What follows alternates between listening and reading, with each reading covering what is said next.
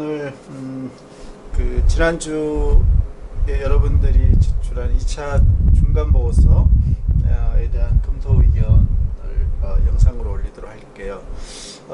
당초의 계획은 제출된 2차 중간 보고서를 가지고 조별로 2차 대면 면담을 하려고 했었는데, 지금 상당히 대구 지역 코로나 상황이 좀 심각하고 생활 방역 단계도 지금 2단계로 상향 조정이 되었어요. 그래서 대면 면담이 상당히 현실적으로 어렵다는 그런 판단을 일단 내렸고요.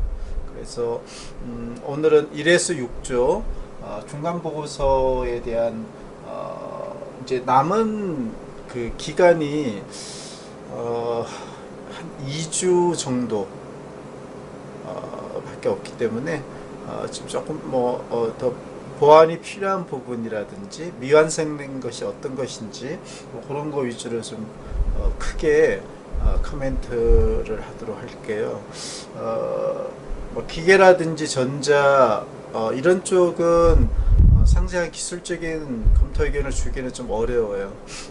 그래서 일단 내가 오늘 여러분께 도움이 될 만한 그런 내용 위주로 간단하게 조별로 의견을 주도록 하고, 아마 향후 일정은 학습 관리 시스템에 이제 공지는 하겠지만 2차 중간 보고서에서 이제 더 보완을 해서 최종 보고서를 아마 15주차 금요일 날까지 제출하는 것으로 이렇게 남은 설계 과목을 진행을 하는 그런 식으로 될 것 같아요.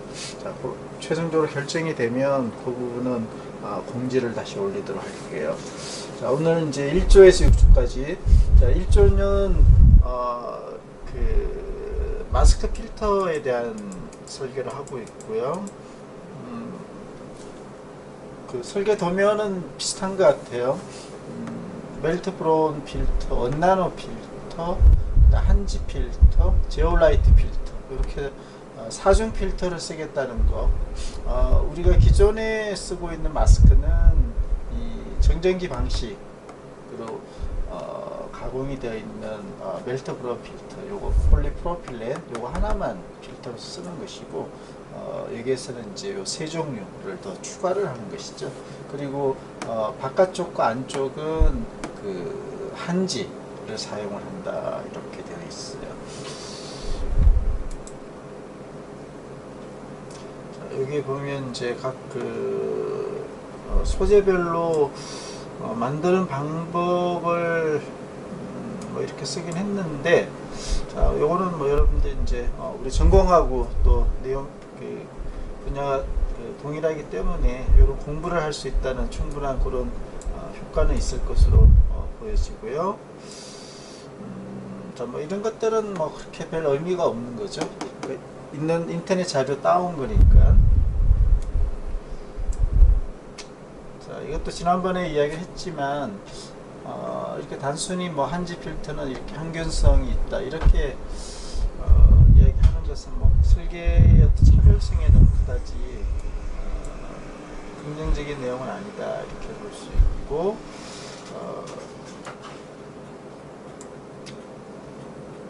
이렇게 좀 추가된 것 같아요. 하지만 이것도 다 알려져 있는 그런 내용으로 판단이 되고요. 자, 이제 여기서부터 한지 필터의 초미세먼지 차단 효과. 자, 이거 공학적으로 이게 맞는 이야기라는 것은 상당히 입증이 필요한 부분이에요.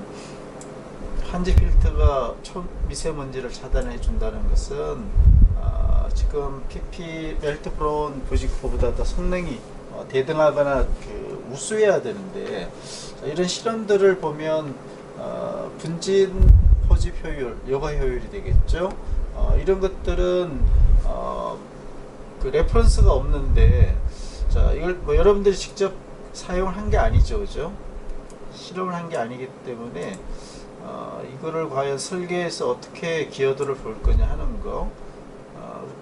그래서 이게 참 면담이 안 되다 보니 이런 결과들을 어떻게 얻었다라고 확인이 안 되는 게 좀 안타까워요. 이게 대면이 안 돼서. 자, 흡기 저항 시험. 자, 이런 것들도 보면 우리 1조가 직접 실험을 한 것은 아닌 것 같아요. 샘플도 없고 설비가 없는데 이런 실험 결과를 이렇게 인용을 했다? 그냥 이렇게 쓰게 되면 상당히 이건 왜곡된 결과라고 볼 수 없어요. 남이 한 것을 만약에 인용을 했다면 이렇게 실험 결과라고 하면 안 되겠죠. 자, 이거는 1조가 명확하게 이 결과가 어떤 출처에 의해서 나온 것인지 이런 걸 밝혀줘야 돼요. 그 다음은 뭐 원나노 필터라든지 이런 일반적인 이야기만 쭉 계속 나오고 있어요. 일반적인 이야기. 제올라이트 필터도 뭐 중분석 흡착을 하는 일반적인.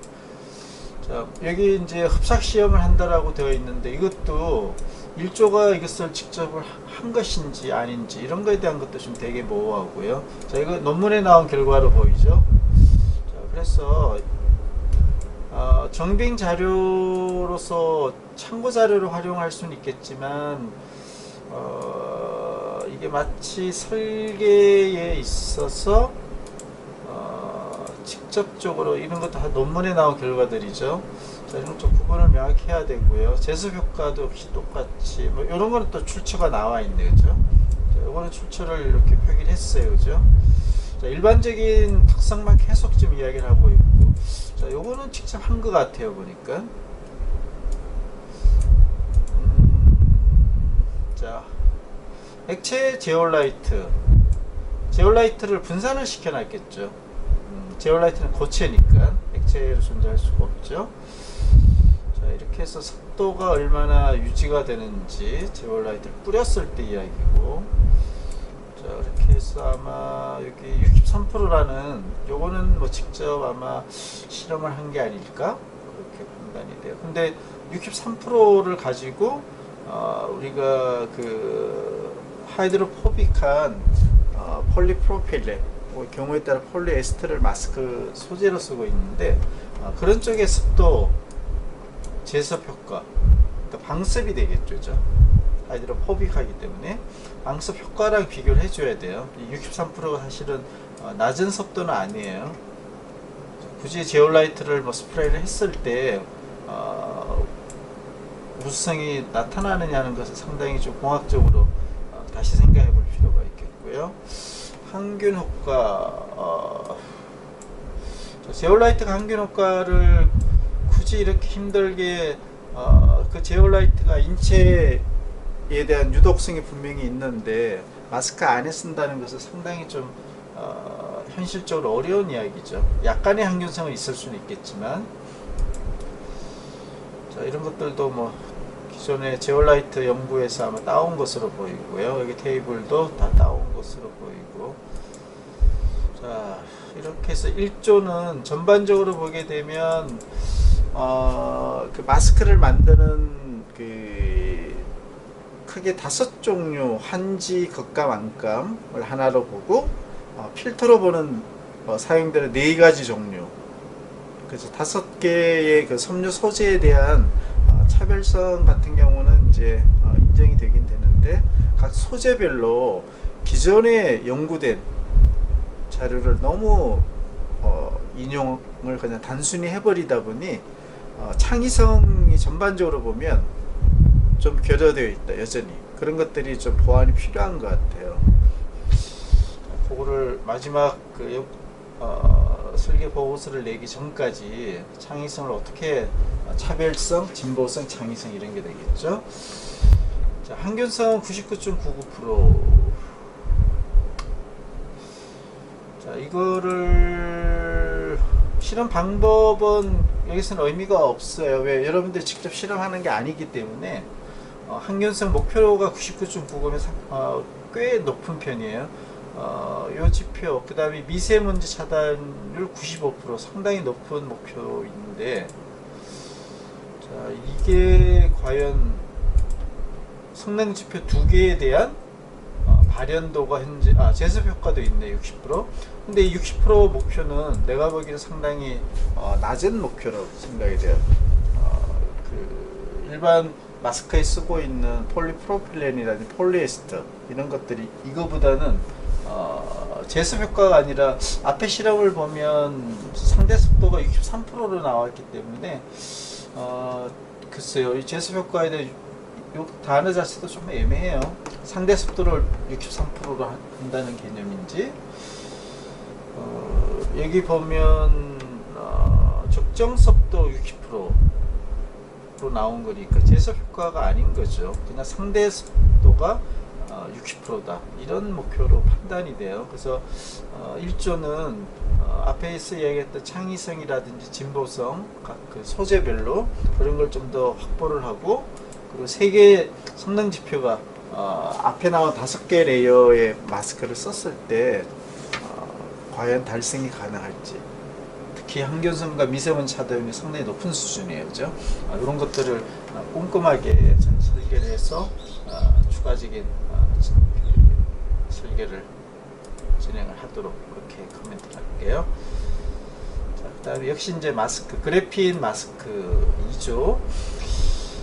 그래핀 마스크, 뭐 일단 기존의 1조와 마찬가지로 그래핀을 필터로 사용하는 그런 구조가 되겠고요. 그래핀을 필터로. 자, 이게 이제 논란이 될 수가 있는데, 과연 기존의 폴리프로필렌 멜트프론 필터 정전기 방식 대비로 그래핀 필터가 과연 성능적으로 어떻게 차별적인 성능을 가질 것이냐, 공학자로서 입장을 잘 해줘야 돼요.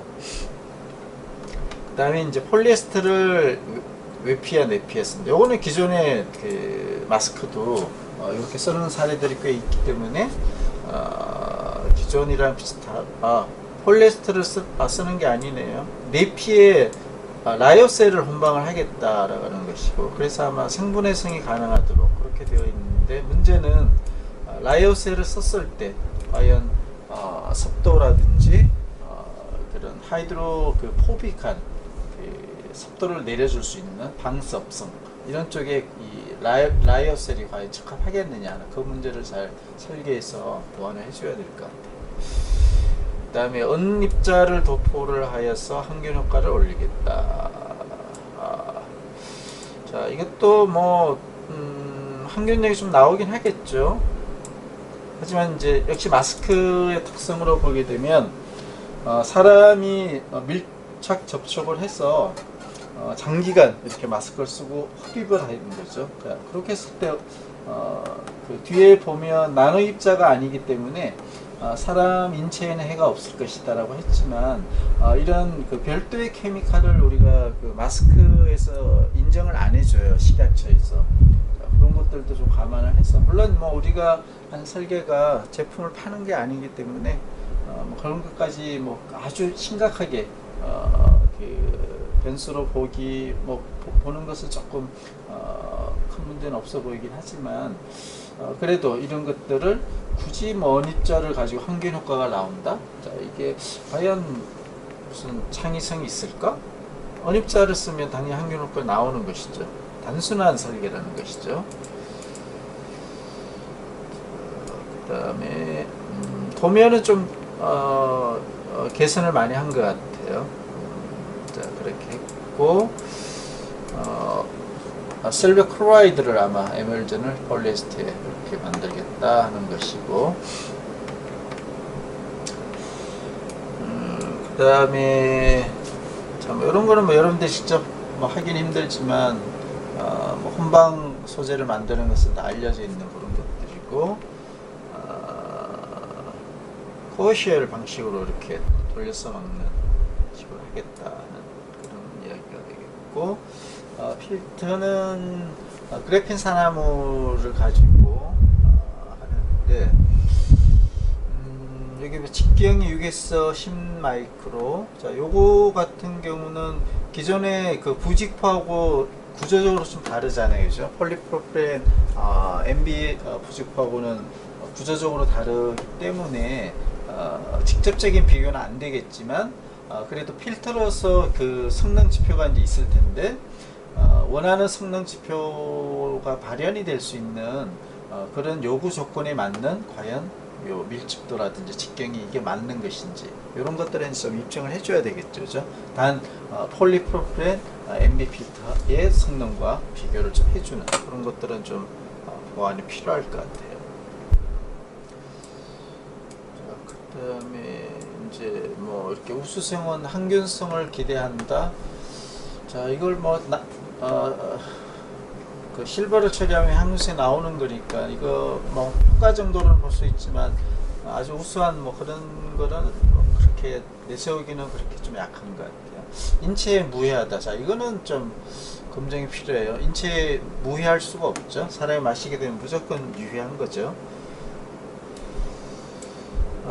자, 차별성 쪽이 나노실버를 쓰는 항균 정도만 가지고 차별성이라고 했는데 이거 가지고는 상당히 약해요.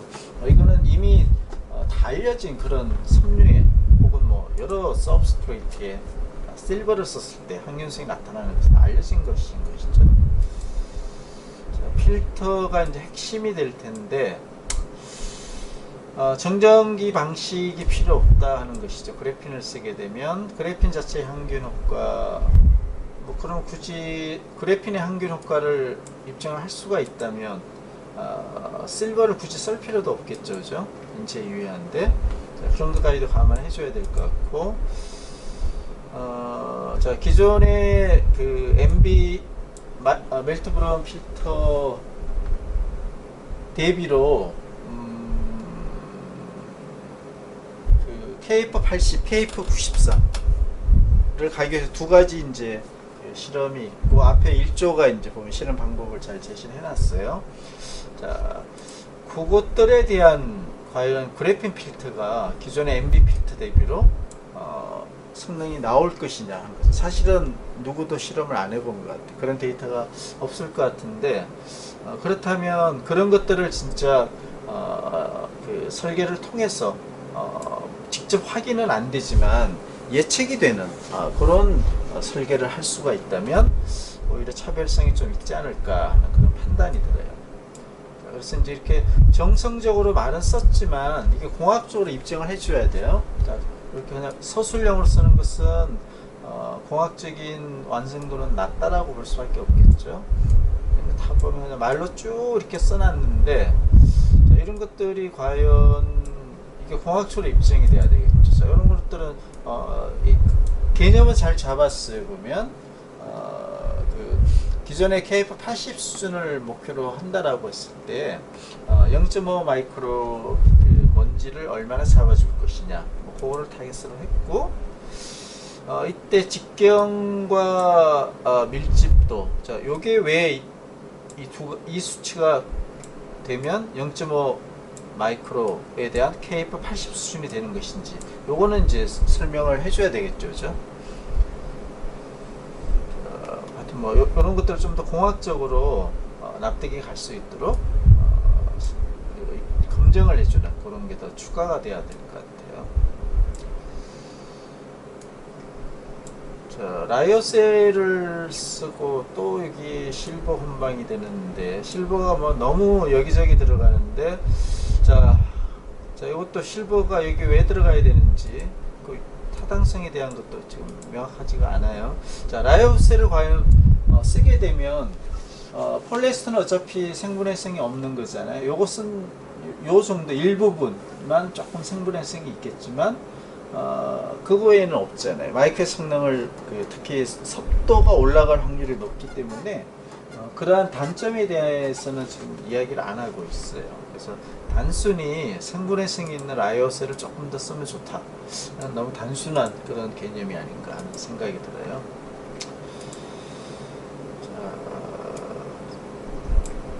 자, 이거는 여러분들이 한 게 아니라 터커에서 따온 것 같아요.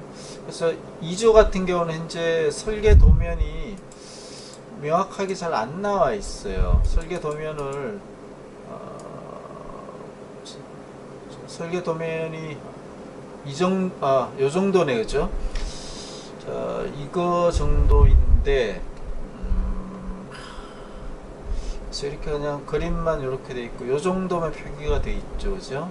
자, 여기 있는 투레이어, 이런 것들도 좀, 조금 더 구체적으로 그 차별적인 소재로서 어떤 특성을 갖게 되는 것인지, 그리고 성능 지표에 어떤 영향을 미치는 그런 소재인지 뭐 그런 것도 조금 더 보완을 해주면 좋을 것 같아요. 자, 성능 지표가 이제 나와 있는데, 사탁 내구성.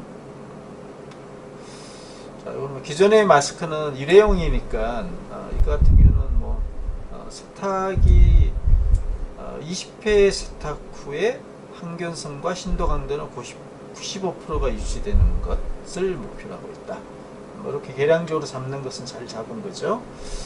이거를 이제 입증을 하는 거.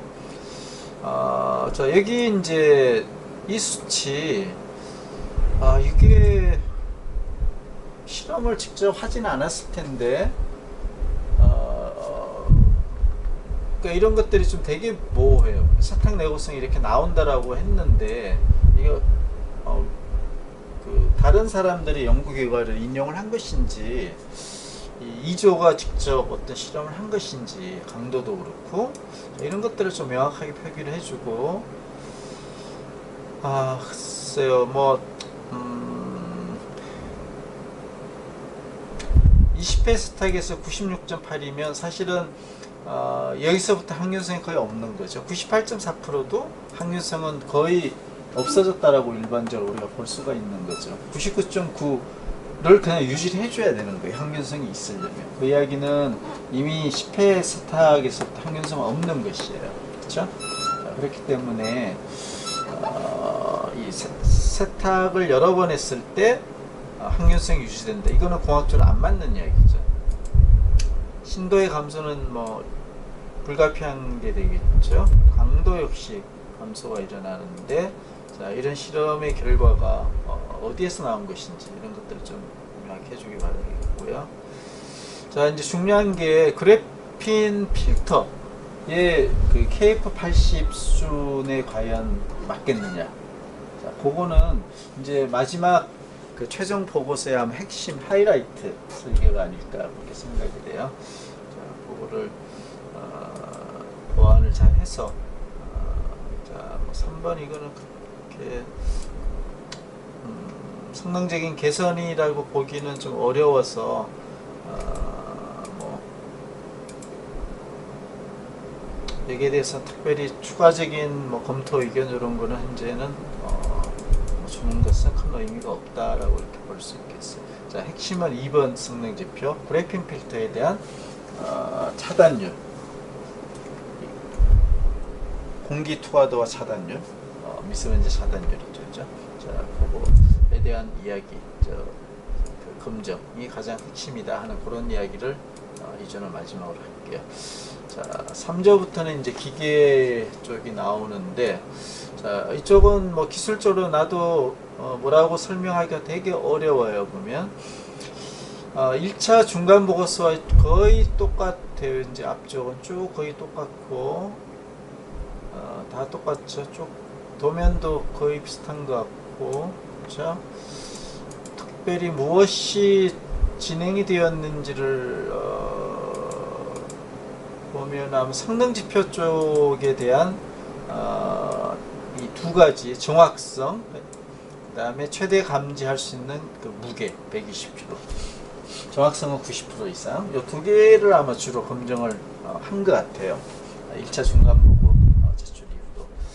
그래서 정확성 쪽에 보게 되면 이거 정말 어려운 거죠, 그죠? 이거는 실제 앞에서 나와 있는 설계도를 가지고 실제 의자를 제작을 해서 우리가 마치 임상을 하듯이 그렇게 실험을 해봐야 되는데, 지금 뭐 그런 걸 직접 할 수가 없으니 만만치가 않아요. 그걸 공학적으로 풀어낸다는 게 기계공학적으로 쉽지가 않고, 그리고 설계 도면에서 이렇게 좌판에 대한 도면은 전체 도면은 나와 있지만 부저가 여기 있고 기둥은 여기 꽂히고 스위치가 있다, 온오프.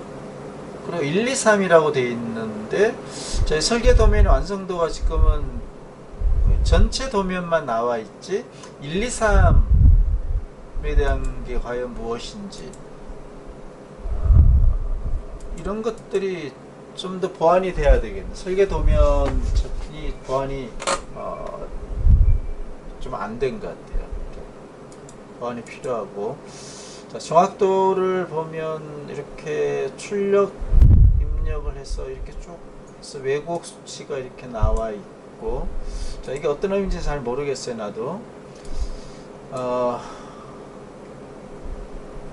여기 설명이 조금 나와 있긴 한데, 글쎄요, 이 결과가 누가 어떻게 한 것인지 그런 게 지금 없죠. 그냥 수치만 이렇게 나와 있죠.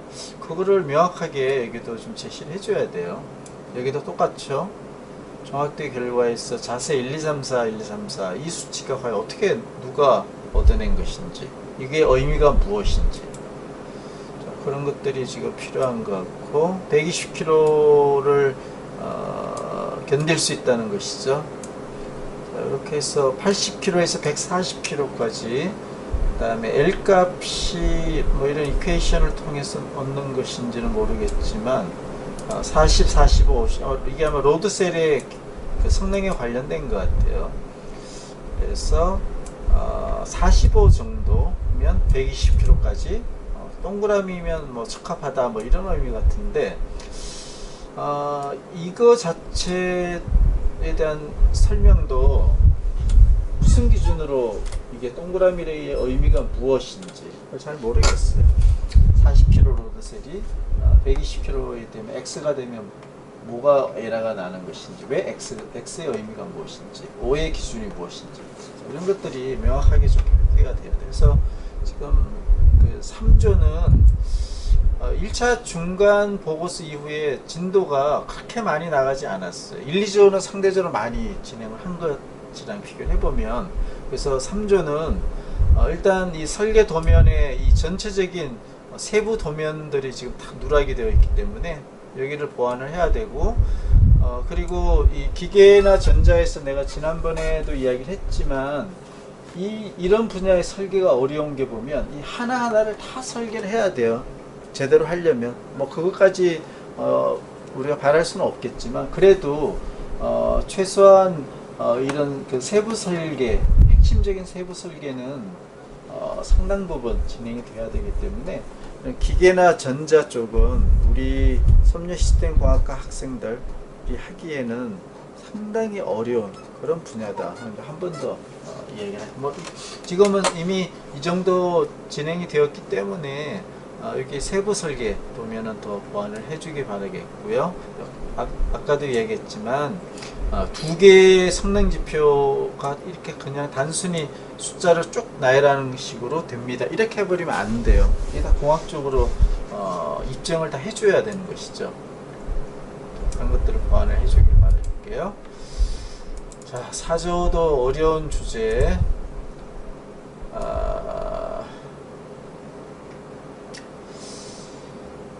여러분들 관심이 많지만 어려운 주제예요. 기울기 센서를 이용한 자동 변속 전동 킥보드에 대한 거예요. 자, 지난 보고서랑 여기까지 다 비슷하죠. 설계도면 요거는 좀 보완이 된 건가요? 경사각에 대한 검토를 했고,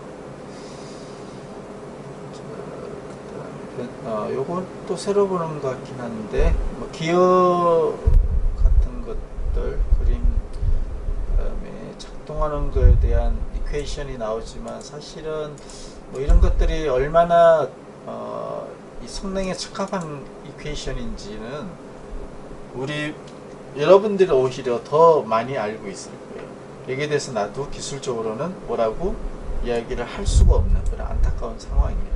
이 모든 이퀘이션에 대해서.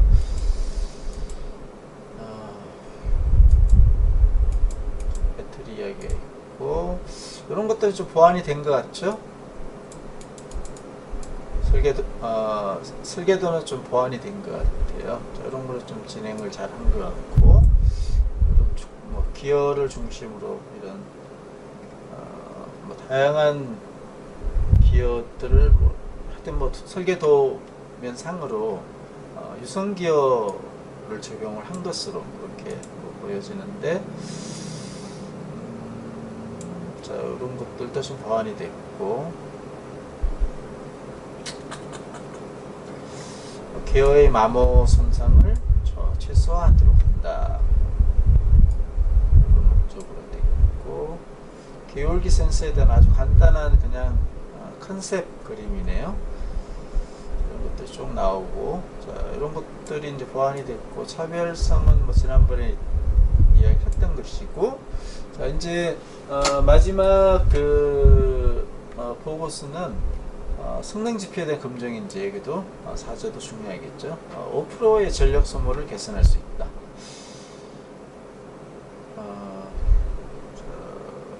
이게 상당히 쉽지 않은 그런 거예요. 5%를 어디에서 어떻게 할 것이냐 하는데,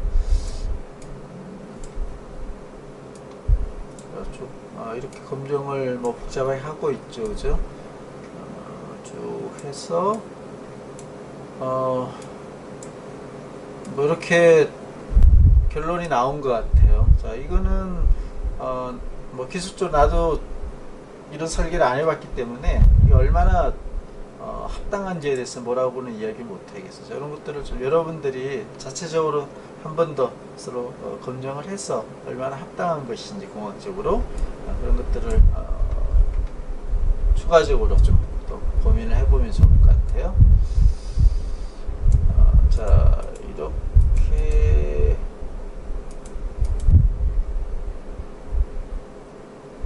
전력 소모 개선 하나인가요? 내 기억이 안 나는데 다른 성능 지표가 왜 없죠? 요 확인을 좀 해주기 바랄게요. 이게 성능 지표가 하나만 잡힌 건가요? 여기 하나 더 있는 것 같은데. 자, 이거를 추가적으로 이제 검증을 해야 되겠죠? 이게 만약 별도의 성능 지표라면, 글쎄요, 이런 것들, 이 검증을 어떻게 할지 참 나도, 쉽지 않다라고 지금 생각이 되는데, 지금 뭐 시간은 한 2주에 있기 때문에, 남아있는 성능 지표에 대한 검증을 좀, 집중적으로 진행을 해주기 바라겠어요. 자, 5조를 보도록 할게요. 5조도 어려운 엘리베이터, 추락 방지를 위한 엘리베이터, 도플러와 감지 센서를 활용하는 것이죠. 자, 이거 쭉 앞에 다 나왔던 것이고, 설계 도면도 그렇고, 요거는 좀 새로워졌나요? 감지 센서가 파장을 인식을 하고, 변환 정폭을 통해서 추락을 초단위로 감지를 하고, 뭐 이런 감지 센서의 그 동작에 대한 이야기, 제동 장치가 이런 식으로 동작이 됩니다. 이런 개념을 좀 설명하고 있네요.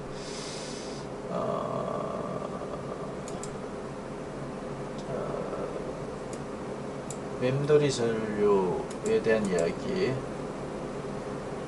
좀 일반적인 이야기이고, 여기서 핵심은 30층 아파트에서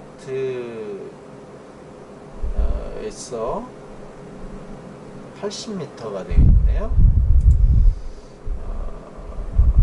자, 이퀘이션을 통해서 27,400N 10인승 70kg 평균 몸무게로 700kg의 무게가 있다라고. 그 다음에 여기 엘리베이터 무게도 이제 플러스가 돼야 되겠죠. 그렇게 했을 때 복잡한 이퀘이션을 통해서 핵심은 여기 같아요.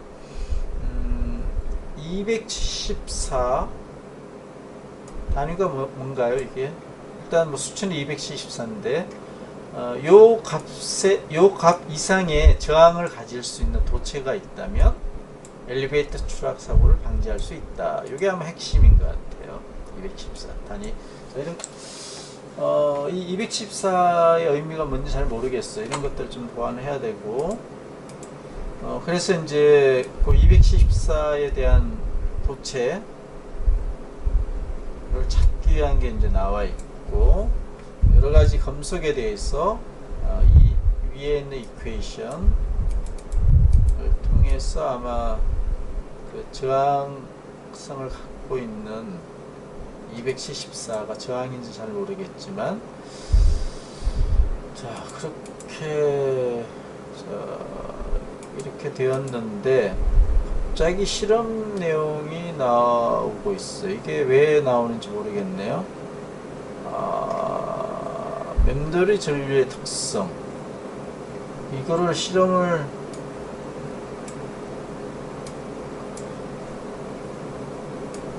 글쎄 이게 누가 아마 사전에 누가 연구를 한 걸 인용을 한 것 같은데, 뭐 이런 것들을 남들이 한 것을 이렇게 복잡하게 인용을 굳이 할 필요가 있느냐는 거죠. 여러분들이 직접 오조원들이 한 게 아니잖아요. 핵심적인 결론, 인용할 수 있는 그런 데이터, 성능, 그게 뭔지를, 그게 아마 여기 구리가 가장 저항이 작고 알루미늄 스트레인 요 세 개 안에서 저항이 커진다. 뭐 이것을 여기서 얻을 수 있나요? 뭐 그런 의미로 보여지는데, 자, 이렇게 여러분들이 직접 하지 않은 데이터를 이렇게 복잡하게 활용하는 것은 마치 직접 이 실험을 한 것처럼 보여지는 그런 네거티브 효과가 있기 때문에 이런 것은 조금 지양을 해줘야 될 것 같아요. 도플러 효과,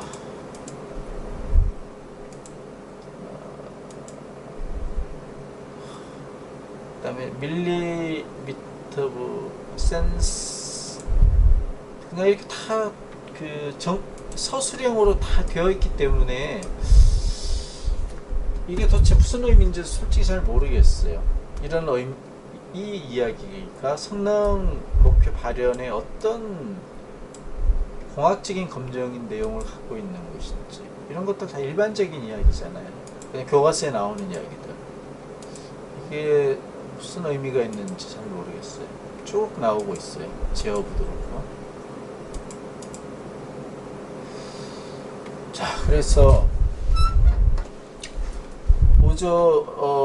이제 제동 성능에 관련한 274라는,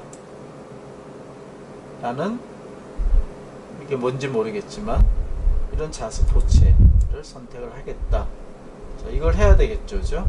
그리고 공학적으로 입증이 돼야 되겠고, 이 감지 센스 쪽, 저기 성능 지표를 명확하게 정리가 안 되어 있네. 자, 여기 오조는 성능 지표, 계량적인 성능 지표가 몇 개인 것인지, 목표 수치가 얼마인지, 지금 이런 게 지금 잘 안 보이는 것 같아요. 전체적으로 보면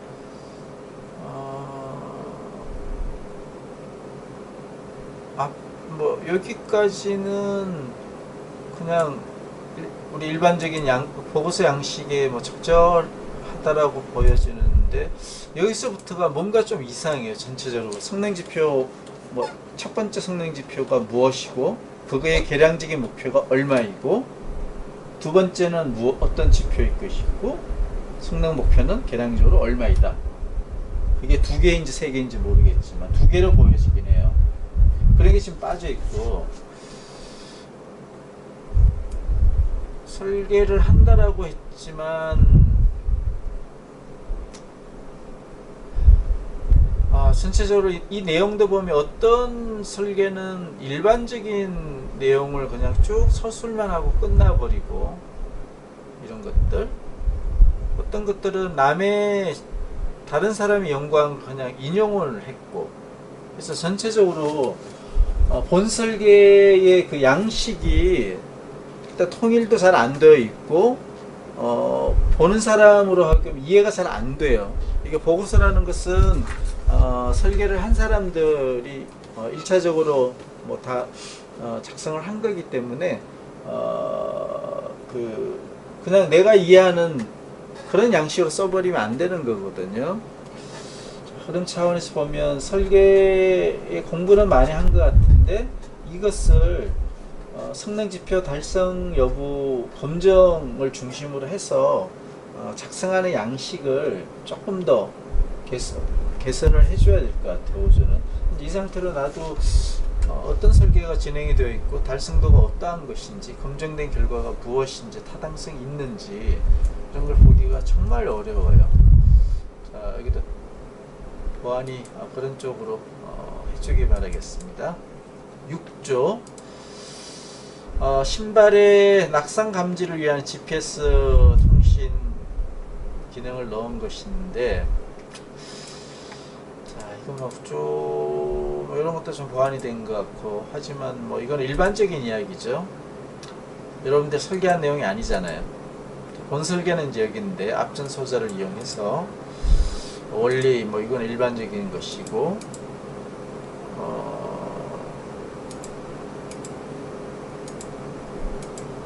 설계 도면 이거 지난번과 거의 똑같죠. 보면 신발 밑에 이렇게 시스템이 들어가고 앞전 소자가 있어서 이렇게 앞전 소자가 양쪽에 이렇게 들어가는 것으로 보이죠. 그리고 두 개 모듈, 하나 통신 모듈이고 하나는 낙성 감지를 해주는 센싱 모듈이죠. 이렇게 되고 성능 목표가 정확도는 70%, 그다음에 매개 변수 60도, 이렇게 두 개인가요? 네, 두 개네, 그죠?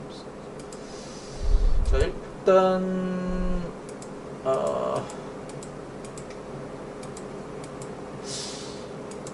그러니까 설계 도면이 있고, 여기에서 구체적인 설계가 도면에서 끝나버려 있어. 더 이상은 설계가 안 돼 있죠. 이렇게 시스템을 만드는 것이라면 이 하나하나의 원리는 그냥 그림으로 나타내고 있지만, US의 압력의 어떤 변화라고 하나요? 그런 게 과연 어떤 쪽에서 센싱이 돼서 정기적인 신호로 나오고 등등등, 이 시스템에 대한 하나하나의 세부적인 설계, 이런 것들도 다 필요해. 그래서 기계나 전자 부품은 상당히 어렵다는 것이죠. 실제 이걸 만들어야 되잖아요, 머릿속으로. 근데 이렇게만 갖고 만들었다고 어떻게 이야기를 하고 성능 지표가 실현이 되었다라고 어떻게 입증을 하겠냐는 거죠. 그렇죠? 그냥 이렇게 그림만 있고 그게 끝이에요, 보면. 그리고 곧장 이제 70%와 60도에 대한 자, 이런 결과가 있다고 하는데, 이거 여러분들이 6조가 직접 한 게 아닌데 실험을 한 것처럼 이렇게 해버리면 곤란하겠죠? 그걸 명확해야 돼요. 만약에 이게 여러분들이 한 게 아니라면 출처를 밝혀줘야 되고, 여기 하고 출처를 밝힌다는 의미는 여러분들의 설계된 이 실험이, 설계의 그 창의성이 기존의 이 결과를 그냥 인용한 단순 설계라는 것을 또 인정하는 것밖에 안 되니까 이런 게 어렵다는 거죠, 보면. 물론 6조만의 문제가 아니고 상당 부분 아마 오늘 1에서 6조뿐만 아니라 다음 시간에 하게 되는 7에서 11조에도 아마 이런 데이터들을 그냥 임의적으로 인용하는 그런 일들이 분명히 있을 거예요. 근데 이렇게 그냥 임의적으로 직접 실험을 한 것인지, 그럼 이걸 만들었다는 이야기인데, 그거는 아마 내가 보기에는 글쎄요, 뭐 그럴 가능성 거의 없다라고 생각이 들어요. 자, 무슨 의미인지 잘 이해를 했죠? 자, 이렇게 여러분들이 한 게 아닌 것을 마치 실험을 한 것처럼 이야기를 해버리면 이것은 안 된다는 거죠. 그리고 결론이 나와버려요. 그래서 6조도 보면 1차 중간 이후에 약간의 보완은 있지만 현재 보면 설계를 구체적으로 진행하지도 않았고, 그러다 보니 성능 지표 두 개에 대해서도 발현이 된다라는 게 상당히 미흡해요, 보면. 그래서 여기를 대폭 보완을 해주길 바랄게요. 자, 오늘 시간은 일단 대면 면담이 현재 힘든 상황에서 현재 여러분들의 2차 중간 보고서에 대한 중요한 이제 좀 부족한 부분이 무엇인지 그런 것도 위주로 이야기를 했고요. 이제 그 15주 금요일 날까지 최종 보고서를 내기 위해서 각 조별로 부족한 부분을 집중적으로 보완을 해서 보고서 제출에 그 만전을 기해 줄 바라겠습니다. 오늘 요 설명 여기까지 마치도록 할게요.